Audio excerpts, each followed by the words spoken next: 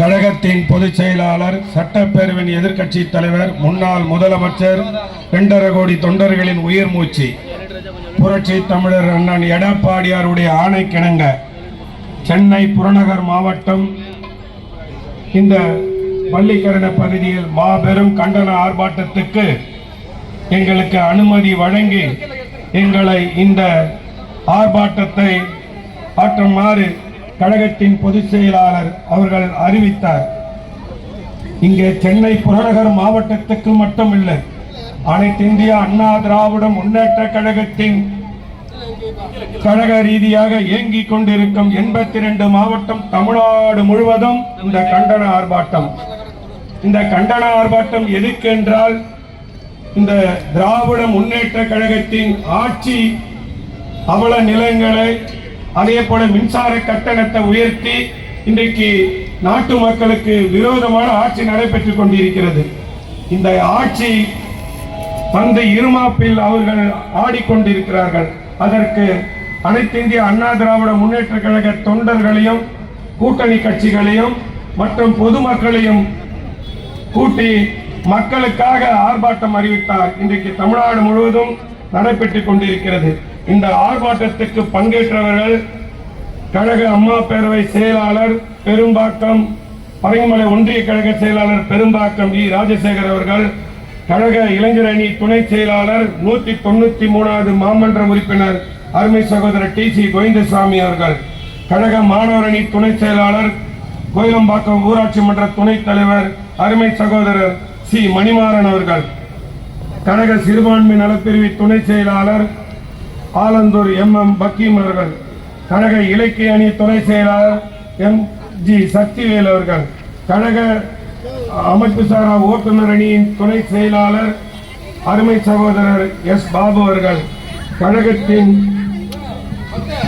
இலக்கிய அணியின் செயலாளர் S இந்திரா, கழக தகவல் தொழில்நுட்ப பிரிவு துணை செயலாளர் இந்திரா அவர்கள், தலைமை கழக செய்தி தொடர்பாளர் அப்சரா ரெட்டி அவர்கள், மாவட்ட கழக அவைத் தலைவர் மு காமராஜ் அவர்கள், மாவட்ட கழகத்தின் இணை செயலாளர் 191வது மாமன்ற உறுப்பினர் அருமை சகோதரர் JL லட்சுமி அவர்கள், மாவட்ட கழக துணை செயலாளர் கொலப்பாக்க ஊராட்சி மன்றத்தின் தலைவர் மாலத்தி இயேசுபாதம் அவர்கள், மாவட்ட கழகத்தின் துணை செயலாளர் அருமை தம்பி MD மேடவாக்கம் கண்ணபுரான் அவர்கள், மாவட்ட கழகத்தின் பொருளாளர் அருமை சகோதரர் PN ராமச்சந்திரன் அவர்கள், பொதுவாக சோழங்கநல்லூர் தெற்கு பகுதி கழகத்தின் ஆற்றல் மிக்க செயலாளர் அருமை தம்பி இந்த கூட்டத்தை சிறப்பாக முன்னிருந்து இந்த மாவட்ட கழகத்துக்கு ஏற்பாடு செய்து கொடுத்த V குமார் அவர்கள்,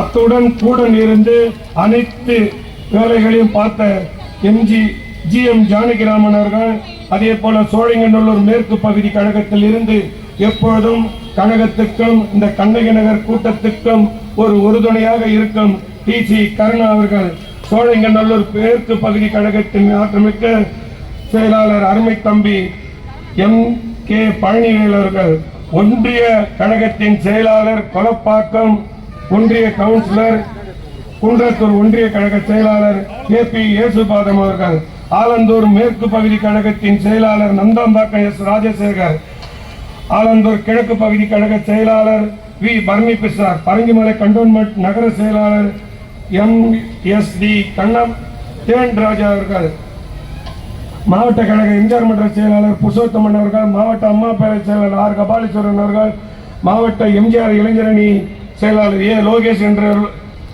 லட்சுமணகாந்த் அவர்கள், மாவட்ட மகளிர் அணி செயலாளர் S செல்வராணி சுந்தர் அவர்கள், மாவட்ட மாணவர் அணி செயலாளர் AN பூபதி அவர்கள், மாவட்ட அண்ணா தொழிற்சங்க செயலாளர் மனோகர் அவர்கள், மாவட்ட வழக்கறிஞி பிரிவு செயலாளர் தம்பி பிரஷ்னோ அவர்கள், மாவட்ட சிறுபான்மை நலப்பிரிவு செயலாளர் A அப்துல்லா அவர்கள், மாவட்ட விவசாய பிரிவு செயலாளர் E சீனிவாசன் அவர்கள், மாவட்ட மீனவர் அணி பிரிவு செயலாளர் PS ராஜன் அவர்கள், மாவட்ட மருத்துவ அணி செயலாளர் டாக்டர் சரவணன் அவர்கள், மாவட்ட இலக்கிய அணி செயலாளர் தலைமை கழக பேச்சாளர் அருமை சகோதரர் தஞ்சை க ராஜசேகர் அவர்கள், மாவட்ட பாசறை செயலாளர் அருமை சகோதரர் ஆர் ராஜேஷ் அவர்கள், மாவட்ட தகவல் தொழில்நுட்ப பிரிவின் செயலாளர் கே சுஜித் குமார் அவர்கள், மாவட்ட வர்த்தகணி செயலாளர் அருமை தம்பி SM தனசேகர் அவர்கள், மாவட்ட களப்பிரிவின் செயலாளர் S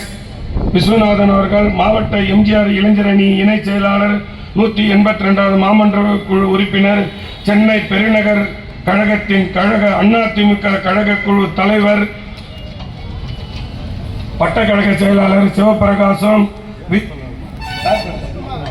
KPK சதீஷ்குமார் அவர்கள், சிவபிரகாசம், வட்டக்கழக செயலாளர்கள் சிவபிரகாசம், விஜயகுமார், பிராமிஸ், ராமசேகர், டில்லி பாபு, ரஞ்சித், பொன்னுசாமி, தியாகராஜன், அசோக்குமார், கிருஷ்ணமூர்த்தி, வெங்கடேஷ், ராஜேந்திரன், ராமதாஸ், ஞானமூர்த்தி, சங்கர், ரவி, மாசிலாமணி, நாகராஜி, செந்தில்குமார், ராதாகிருஷ்ணன், சுரேஷ்குமார், ஹரிபிரசாத், ராஜி, ஹரிஷ், கிருஷ்ணன், வெங்கடேசன், நாகேந்திரன், ஹரிபிரசாத், நரேஷ்குமார், கோபாலகிருஷ்ணன், ராஜா,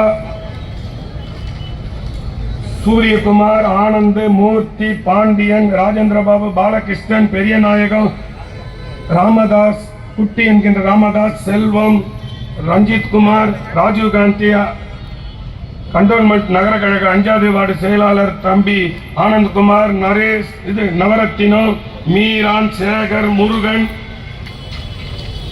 புஷ்பராஜி, ஜோசப் மற்றும் கழகத்தில் மாநில நிர்வாகிகள், மாவட்ட நிர்வாகிகள், கழகத்தின் பகுதி கழக நிர்வாகிகள், பிற அணி நிர்வாகிகள், வட்டக்கழக நிர்வாகிகள், இந்த கூட்டத்துக்கு வருகை தந்திருக்கும் பல்வேறு நிர்வாகிகள், பொதுமக்கள், உங்கள் கிளைக்கழக செயலாளர்கள், வார்டு உறுப்பினர்கள், இன்னும் அம்மாவுடைய ஆட்சி மீண்டும் அண்ணனுடைய தலைமையில் நடைபெற வேண்டும், ஆட்சிக்கு வர வேண்டும் என்று எத்தனையோ பேர் இன்றைக்கு வந்திருக்கிறார்கள். ஆட்சிக்கு வந்து நல்லதொரு ஆட்சி தர வேண்டும் என்று நினைத்துக் கொண்டு வந்திருக்கும் உங்கள் அனைவருக்கும் முதற்கண் வணக்கத்தை தெரிவித்துக் கொண்டு, மாண்புமிகு புரட்சி தலைவர் எம்ஜிஆர், புரட்சி தலைவி அம்மா அவர்களை வணங்கி, கழகத்தின் பொதுச் செயலாளர் இது போன்ற எங்களுக்கு எப்பொழுதும் கண்டன ஆர்ப்பாட்டம் கொடுத்தா சென்னையில கலெக்டர் சண்டை போயிடுவோம். அது நாங்க 10ஓடு 11 தெரியும். இன்றைக்கு இந்த சோழிங்கநல்லூர் ஆலந்தூர் தொகுதிக்கு சென்னை புறநகர் மாவட்ட கழகத்துக்கு அறிவிச்சுக்கிறாங்க. இதுல வந்திருக்கிற மேடையில் இருக்கிறவங்களும் சரி, கீழே இருக்கிறவங்களும் சரி, அந்த எவ்வளவு பேர் யார் யார் கூட்டுன்னு வந்துக்கிறாங்க, எவ்வளவு ஒரு உணர்வோடு இருக்கிறாங்க, எவ்வளவு ஒரு பற்றோடு இருக்கிறாங்க, இந்த ஆட்சி எதுக்கு வர வேண்டும், திராவிட முன்னேற்ற கழகத்தை ஒழிக்க வேண்டும் என்று கழக உறுப்பினர்களும் கழக நிர்வாகிகளும் கழக பொறுப்பாளர்களும் அத்தனை பேர் வந்திருக்கிறார்கள். இதற்கு கழகத்தின் பொதுச் செயலாளருக்கு இந்த மேடையின் வாயிலாக நான் அவருக்கு நன்றி சொல்ல கடமைப்பட்டிருக்கிறேன். இது மட்டுமில்லாமல் அடுத்தது ஒவ்வொரு பகுதி வாரியாக இந்த திராவிட முன்னேற்ற கழகத்தின் 3 ஆண்டு ஆட்சி காலத்தில் அவல நிலைகளை எடுத்து உரைப்போம். நாங்கள் ஓய மாட்டோம். ஒவ்வொரு தெருவாக பிரச்சாரத்தையும் பொதுக்கூட்டத்தையும் கண்டன ஆர்ப்பாட்டத்தையும் அறிவிக்க போறாரு. அது கண்டிப்பாக ஒவ்வொரு பகுதி செயலாளரும் நடத்துவார்கள் என்று கேட்டுக்கொண்டு, இப்பொழுது தமிழக மக்களின் அனைத்து வகையிலும் வாட்டி வதைத்துக் கொண்டிருக்கும் ஒரு ஆட்சி தமிழகத்தில் கடந்த 3 ஆண்டுகளாக நடைபெற்று வருகின்றது. குதிரை மேல் உள்ள வரிகளை கூட எண்ணி விடலாம். எண்ண முடியாத அளவுக்கு வரி சுமத்தி கட்டண உயர்வை விடியா திமுக அரசு தமிழக மக்கள் மேல் சுமத்தியுள்ளனர். திமுக ஆட்சிக்கு வரும்போதெல்லாம் தமிழக மக்கள் கடுமையான மின்வெட்டு, மின் கட்டண உயர்வு பெரிதும் பாதிக்கப்படுகின்றன. 2017 மாண்புமிகு அம்மா ஆட்சி பொறுப்பேற்ற பின் மின் பற்றாக்குறை இருந்த தமிழ்நாட்டை மிக மாநிலமாக மாற்றி காட்டினார்கள். தமிழக மக்களின் சுமையை குறைக்க 100 யூனிட் விலையெல்லாம் மின்சாரத்தை வழங்கியது அம்மாவுடைய அரசாங்கம். ஆனால் விடியா திமுக அரசு ஆட்சிக்கு பொறுப்பேற்ற முதல் ஏற்பட்ட 2022 ஏமாற்றிய பொங்கல் பரிசு தான். பிப்ரவரி 2022 ஆண்டு உள்ளாட்சி தேர்தல் வெற்றிக்கு பிறகு விடியா திமுக அரசு தமிழக மக்களுக்கு அளித்த பரிசு சொத்து வரி உயர்வு, குப்பை வரி உயர்வு, குடிநீர் கட்டண உயர்வு என்று பல வரிகளை உயர்த்தியுள்ளன. பல முறை பால் பொருட்கள் விலையும் உயர்த்தப்பட்டன. 2022ஆம் ஆண்டு செப்டம்பர் முதல் மின் கட்டண உயர்வு, தொடர்ந்து 2023ஆம் ஆண்டு செப்டம்பர் 2வது முறையாக மின் கட்டண உயர்வு. இதன் காரணமாக விசைத்தறிவு, குறு தொழில் நிறுவனங்கள், தொழிற்சாலை மற்றும் வீட்டு இணைப்பு, பொதுமான பயன்பாட்டுக்கு வணிக கட்டணம் மற்றும் நிறுவனங்கள் பாதிப்பு. நாடாளுமன்ற தேர்தலில் 39க்கு 39 இடங்களை பெற்ற இருமாப்பில் விக்கிரவாண்டி தொகுதி இடைத்தேர்தல் முடிந்தவுடன் தமிழக மக்களுக்கு நெற்றியில் பட்டை நாமம் போட்ட 3வது முறையாக 5% மின்சாரத்தின் மின் கட்டண உயர்வு பரிசளித்து விடியா திமுக அரசின் நிர்வாக திறமையற்ற முதலமைச்சர் 2024 ஏப்ரல் மாதம் நியாய விலை கடைகளில் சமையல் எண்ணெய், பருப்பு போன்ற வழங்கப்படவில்லை. நியாய விலை கடைகளில் வழங்கும் விலையில்லா அரிசி தரமில்லாமல் கோழி மற்றும் கால்நடை தீவனமாக பயன்படுத்தி வருகிறது. விலையில்லா அரிசி தரம் உள்ளதாக வழங்க வேண்டும் என்று கழகத்தின் பொதுச் செயலாளர் அண்ணன் எடப்பாடி அண்ணன் கேட்டுக்கொண்டிருக்கிறார். அது மட்டுமல்லாமல் சமீபத்தில் ஒரு சில நியாய விலை கடைகளில் மண்ணெண்ணெய் 50 மில்லி 100 மில்லி லிட்டர் அளவில் மிகவும் குறைவாக வழங்கப்படுகிறது என மண்ணெண்ணெய் முழுமையாக வழங்க வேண்டும் என அண்ணன் கேட்டுக்கொண்டிருக்கிறார். அம்மாவின் ஆட்சியில் மின் கட்டணத்தை உயர்த்த ஆலோசித்த போது அப்போது எதிர்கட்சியாக தலைவராக இருந்த திரு மு.க. ஸ்டாலின் மின்சாரத்தை தொட்டாலே சாக்கடிக்கும், மின்சாரம் கட்டணத்தை கேட்டாலே சாக்கடிக்கும் என்று வசனம் பேசிய வானத்துக்கும் பூமிக்கும் துள்ளி குதித்த தமிழக மக்கள் இன்றும் மறக்கவில்லை. தமிழக மக்கள் அது மட்டுமில்லாமல் சொன்னதை செய்வோம், சொல்லாததை செய்வோம் என்று நாட்டு மக்களுக்கு வசனம் பேசி திரு ஸ்டாலின் ஆட்சிக்கு வந்தவுடன் மின் கட்டணத்தை உயர்த்தியதுதான், சொல்லாததையும் செய்துவிட்டார். ஆட்சிக்கு வந்த மாதத்திலே ஒரு முறை மின்கட்ட கணக்கெடுப்போம் என்று சொன்னதை கையாள ஆகாத நிறைவேற்ற முடியாது என்று அல்லும் மக்கள் கேள்வி கேட்கிறார்கள். விடியா திமுக அரசின் முதலமைச்சர் திரு மு.க. ஸ்டாலின் தனது நிர்வாக திறமையின் மக்களுடைய தலைமையில் திணித்து நியாயம் மக்களுக்கு வாட்டி வதிக்கின்ற விடியா திமுக அரசின் வாடிக்கை மக்களுக்கு தேவையில்லாத வரி மற்றும் கட்டண சுமை ஏற்பட்டதெல்லாம் அதை ஒப்பீட்டு செய்து தங்கள் வசதிக்காக இதர மாநிலங்களை விடியா திமுக அரசு துணைக்கு அழைத்துக் கொள்கிறது. தமிழகத்தில் நல்லாட்சி நடத்திட வேண்டும் என்பதற்குத்தான் மக்கள் உங்களுக்கு வாக்களித்தார்கள். தவிர மற்ற மாநிலங்களை ஒப்பிட்டு ஒப்பீட்டு செய்து வரி சுமையை தமிழக மக்கள் மீது சுமத்துவது மத்திய அரசு கணக்கெடுப்பு மின்சார வாரியத்தின் இழப்பை அதாவது மாண்புமிகு அம்மாவுடைய ஆட்சி அண்ணனுடைய தலைமையில் இருக்கும்போது அந்த இழப்பை அண்ணன் தலைமையிலான அம்மாவின் ஆட்சி அதை மாநில அரசே ஏற்றுக்கொண்டது. கடுமையான நூல் விலை ஏற்றதால் பாதிக்கப்பட்ட கைத்தறி மற்றும் விசைத்தறி நூல் தொடர்ந்து மின் கட்டண உயர்வு கடுமையாக பாதிக்கப்படுகிறது. நெசவாரி தொழிலாளர்கள் மற்றும் பாதிக்கப்படுகிறது.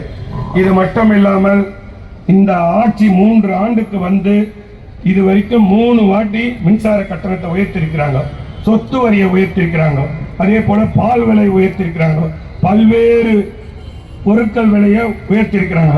இது எல்லாம் என்ன ஆகும் என்றால் மக்களுக்கு தான் போய் இது கண்டிப்பாக சேரும். இதனால் மக்கள் அவதிப்படுறது இல்லாமல் அவர்களுடைய சம்பாதிக்கிற சம்பளத்தை மொத்தம் இந்த அரசாங்கம் கையால ஆவாத திராவிட முன்னேற்ற கழகத்தின் அரசாங்கத்துக்கு தான் போய் சேரும். மக்கள் நாளடைவில் நடுரோட்டுக்கு வந்து இது போல போராட வேண்டிய சூழ்நிலை வந்துவிடும்.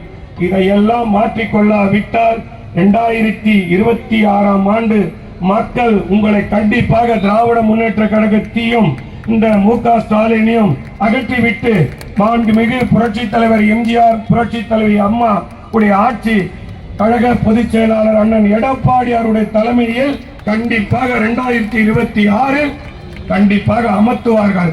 இதற்கெல்லாம் பாடத்தை புகுத்துவார்கள். இந்த விலைவாசி எல்லாம் குறைக்கும் ஒரு ஆட்சியாகத்தான் மாண்புமிகு அண்ணன் எடப்பாடியார் அண்ணனுடைய ஆட்சி வரும். அது மட்டும் இல்லாமல் இந்த கழகத்தை துவங்கும் போது நான் நல்லா இருக்க வேண்டும், சொத்து சேர்க்க வேண்டும், இந்த நாட்டு வகையில் இருக்கிற அனைத்து கார்களை வாங்க வேண்டும், என்னுடைய குடும்பம் செழிப்பாக இருக்க வேண்டும் என்று இந்த அனைத்து இந்திய அண்ணா திராவிட முன்னேற்ற கழகம் ஆட்சிக்கோ இல்ல கட்சியோ அமையவில்லை.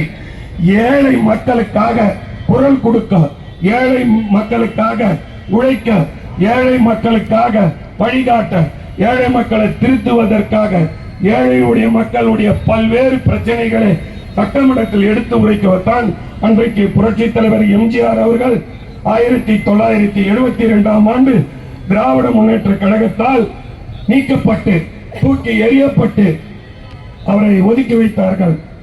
அதனுடைய காரணமாகத்தான் கட்சியை துவங்கினார். துவங்கிய 6 மாதத்திலே ஆட்சிக்கு வந்து மக்களுக்கு பல்வேறு திட்டங்களை தந்திருக்கிறார். அந்த திட்டத்தை யாராலையும் கை வைக்க முடியவில்லை. இன்றைக்கும் அவர் வந்து மறைந்து 37 ஆண்டுகள் ஆனாலும் மக்கள் மனதில் இடம் பிடித்திருக்கிறார். மாண்புமிகு புரட்சி தலைவி அம்மா அவர்கள் எத்தனையோ போராட்டங்கள், எத்தனையோ திட்டங்கள் அறிவித்திருக்கிறார். அம்மா அறிவித்த திட்டத்தை நீங்கள் ஒரே ஒரு விஷயம் யோசித்து பாருங்கள். அம்மா உணவகம், அம்மா உணவகத்தை மாண்புமிகு புரட்சி தலைவி மீண்டும் 2016 ஆட்சிக்கு வருவது ஒரு துணையாக இருந்ததுதான் அம்மா உணவகம். அதே அம்மா உணவகத்தை இவர் வந்து அந்த அம்மா உணவகத்தை மூடு விழா பண்ணார். சென்னை மாநகராட்சியில் இருக்கும் அனைத்து கவுன்சிலர்களும் போராட்டம், பொதுமக்கள் தமிழ்நாடு முழுவதும் அதற்கு கண்டன ஆர்ப்பாட்டம் தெரிவித்தார்கள். உடனடியாக இப்போது மு.க. ஸ்டாலின் அவர்கள் இந்த அம்மா உணவகத்தை கையில் எடுத்து ஏதோ ஜாலா காட்டுகிறார். நீ என்ன காட்டினாலும் சரி, நீ வீட்டுக்கு போவது 2006 உறுதி என்று மக்கள் மேடையில் இன்றைக்கு இந்த மேடையில் வாயிலாக உங்களுக்கு சொல்ல கடமைப்பட்டிருக்கிறேன். அது மட்டும் இல்லாமல் 2011ஆம் ஆண்டு மாண்புமிகு புரட்சி தலைவி அம்மா அவர்கள் 2011ஆம் ஆண்டு ஆட்சிக்கு வந்ததும் உள்ளாட்சி தேர்தலை சிறப்பாக நடத்தி அந்த உள்ளாட்சி தேர்தலுக்கு என்னென்ன செய்ய வேண்டும் என்று இந்த சோழங்கநல்லூர் தொகுதிக்கு உட்பட்ட பகுதிகளிலும், ஆலந்தூர் தொகுதிக்கு உட்பட்ட பகுதிகளிலும், அதாவது அனைத்து பகுதிகளில் இருக்கும் சாலை வசதி, குடிநீர் வசதி,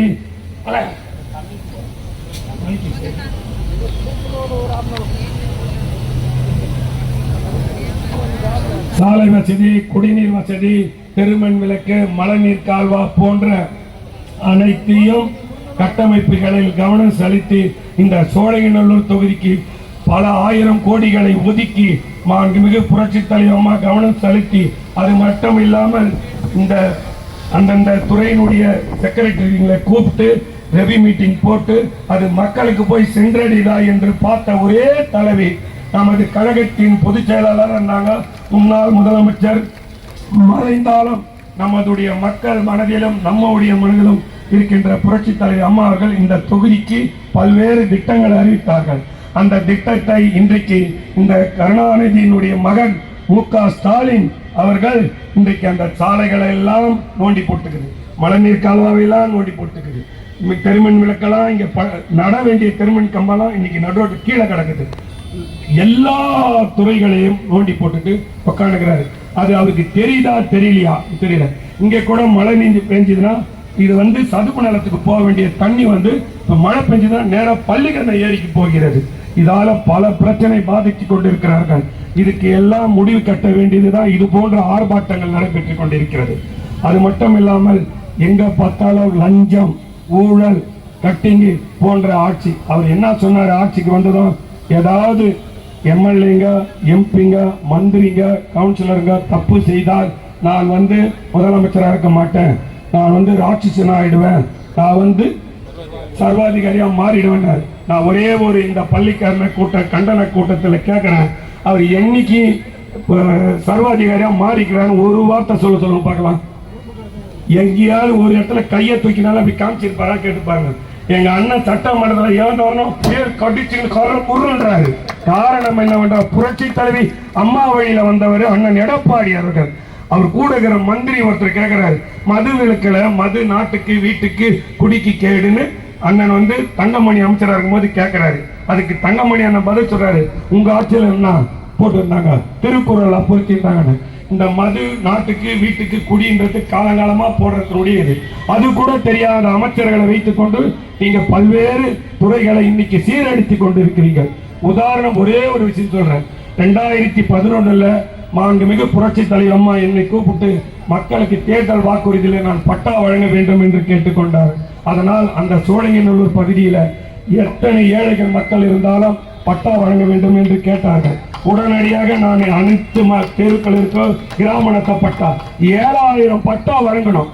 அந்த பட்டாவை இப்ப வந்து என்ன பண்றீங்கன்னா, அது வந்து பட்டா கொடுத்துட்டாங்க, எல்லா கையிலும் பட்டா இருக்குது. இப்ப என்ன பண்றீங்கன்னா, அதுக்கு பேரு கம்ப்யூட்டர்ல வந்து மாண்புமிகு புரட்சி தலைவர் அம்மா தான், அவங்க தான் டிஜிட்டல் மைண்ட் வச்சேன். நான் இன்னைக்கு இந்த வேட வழியா சொல்றேன், அரசியல் விட்டு கூட போயிடுறேன்.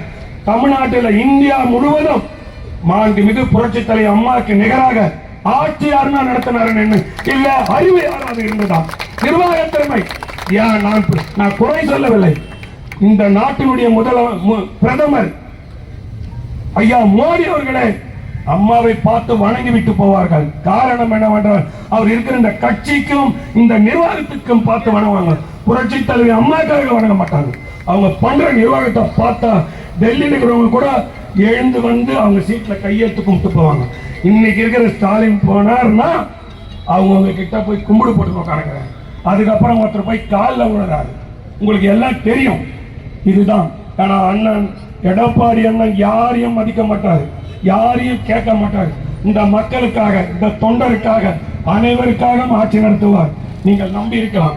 பட்டாவை வந்து அதே போல 24ஆம் தேதி ஆர்கே கன்வென்ஷன் சென்டர்ல நீலாங்கரையில் நாளைக்கு கொடுக்குறேன்னு சொல்றாங்க.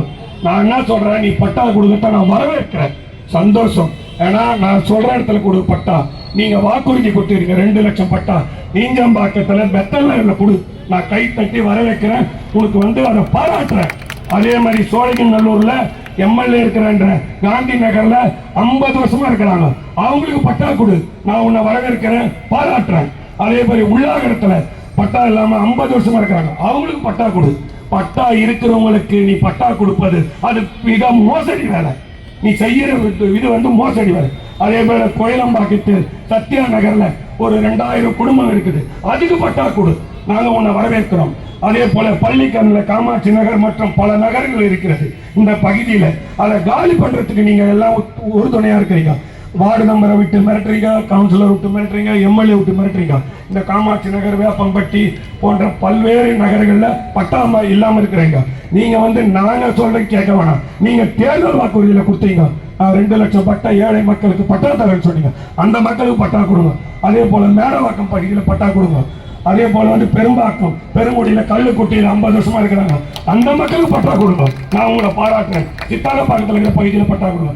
நாங்க கொடுத்த பட்டாவை அதுல வந்து ஒரு ஜராசை விட்டு பேர் எடுத்து அதை எழுதி கொடுத்துருக்கு. நீ யாரு, உங்க பட்டாவே நான் வாங்கினேன். இன்னைக்கு சொல்றேன், எனக்கு பட்டா என் கையில் இருக்குது, அதுக்கு லோன் கிடைக்குது, அது வீடு கட்ட முடியுது. யாராவது கட்ட முடியல வந்து சொல்ல பார்க்கணும். இந்த கூட்டத்திலேயே இருக்கட்டும், இந்த சோழங்கநல்லூர் தொகுதியிலே இருக்கட்டும், எல்லா கிராமணத்தை பட்டாக்கு கடன் கொடுக்குறாங்க, வீடு அனுமதி கட்டுறதுக்கு கொடுக்குறாங்க. அதுல வீடு கட்டினா யாராலும் ஒண்ணும் பண்ண முடியாது. அந்த இடத்துல இன்னொரு விஷயமும் சொல்றேன், தண்ணி கூட வந்து நிக்காது, மழை பெய்ந்தா தண்ணி கூட நிக்காது கிராமணத்தை பட்டாக்கு. அதெல்லாம் நாங்க 2011 அம்மாவுடைய ஆட்சியில அண்ணன் செங்கோட்டையன் மந்திரியா இருந்தாரு, அப்ப நான் வாங்கி கொடுத்தேன் 7000 பட்டா. அதை விட்டுட்டு இப்ப வந்து நீங்க பட்டா கொடுக்குறேன்னு சொல்லி ஏமாத்துறீங்க. அண்ணன் எடப்பாடியார் அவர்கள் எப்பொழுதும் சொல்லுவார், நாங்கள் கட்டின கட்டடத்துக்கும், நாங்க கட்டிய பாலத்துக்கும், நாங்க போட்ட திட்டத்துக்கும் நீ ஸ்டிக்கர் ஒட்டி பேர் வைத்துக் கொண்டு வருகிறேன். ஸ்டாலின் அவர்களே, இதை மாற்றிக்கொள், மாற்றாவிட்டால் நாங்கள் 2026 கண்டிப்பாக மாற்றி விடுவோம் என்று சொல்லியிருக்கிறார். காரணம் என்னவென்றால், சாதாரண இல்ல அண்ணன் எடப்பாடி அவர்கள் சாதாரண கிளைக்கழக செயலாளர், ஊராட்சி கழக செயலாளர், ஒன்றிய கழக செயலாளர், மாவட்ட கழக செயலாளர், மாநில அம்மா பேரவை செயலாளர், இது போன்ற பல பதவிகளை வகித்து தலைமை நிலை செயலாளர், அதுக்கப்புறம் இப்ப பொதுச் செயலாளர் வந்துக்கிறாரு. அவரு பொதுச் செயலாளர் கேட்கல, என்ன போல தொண்டனை சேர்த்து அவரை பொதுச் செயலாளர் ஆக்கியிருக்கிறோம். எந்த காலகட்டத்திலையும் அவரை விட்டு கொடுக்க மாட்டோம். அவருக்கு இந்த சோழிங்கநல்லூர் தொகுதியில் சென்னை புறநகர் மாவட்டமே அவருக்கு தோளூர் தோணையாக இருந்து ஆட்சியில் வருவதற்கு நாங்கள் உறுதியேற்போம் என்று சொல்லி இந்த கூட்டத்தை இவ்வளவு சிறப்பாக இந்த மக்கள் இந்த வெயிலிலே வந்து பொதுமக்கள் வந்து நின்னதுக்கு உங்களுக்கு எல்லாருக்கும் மாவட்ட கழகத்தின் சார்பாக பாராட்டும் நன்றியும் தெரிவித்துக் கொள்கிறேன். இப்பொழுது ஒவ்வொருத்தரும் கண்டன ஆர்ப்பாட்டம் உரைப்பார்கள். நீங்கள் அனைவரும் இந்த கண்டன ஆர்ப்பாட்டம் உரைக்க வேண்டும். அந்த உரைக்கிற ஒரு மு.க. ஸ்டாலின் ஆட்சியை விட்டு அகற்ற வேண்டும். அண்ணன் எடப்பாடி அண்ணன் மீண்டும் ஆட்சிக்கு வர வேண்டும் என்று உங்களை அன்போடு கேட்டுக்கொண்டு இந்த கண்டன ஆர்ப்பாட்டத்தை முதலில் நமது தலைமை கழக பேச்சாளர், கழக இலக்கிய அணி செயலாளர் ராஜசேகர் அவர்கள் கண்டன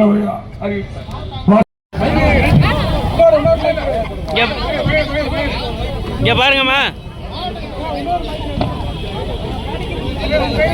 ஹலோ ஹலோ ஹலோ